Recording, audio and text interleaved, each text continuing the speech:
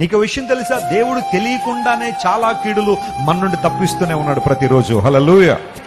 ఎంతో మంది బహుశా నీకు కీడు కలుగు చేయాలని, నీ వెనుక ఎంతో మంది నిన్ను ఇబ్బంది పెట్టాలని, నిన్ను ఈ స్థానంలో చూడకూడదని చాలా మంది ప్రయత్నాలు చేస్తున్నారేమో. కానీ నా దేవుడు ఆ ప్రయత్నాలన్నీ ఏం చేశాడు? ఆయన కొట్టువేశాడు. సాధు సుందరి జీవితంలో అదే జరిగింది.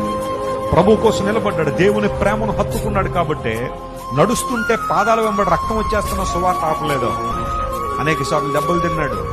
అనేక మంది కీడు చేయాలని ప్రయత్నం చేశారు.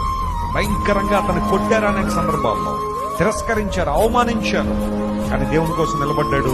ఐఎమ్ షూర్ సుందర్ సింగ్ గారికి పరలోకంలో చాలా అద్భుతమైన బహుమానం ఉంది అని నేను ప్రగాఢంగా నమ్ముతా ఉన్నా.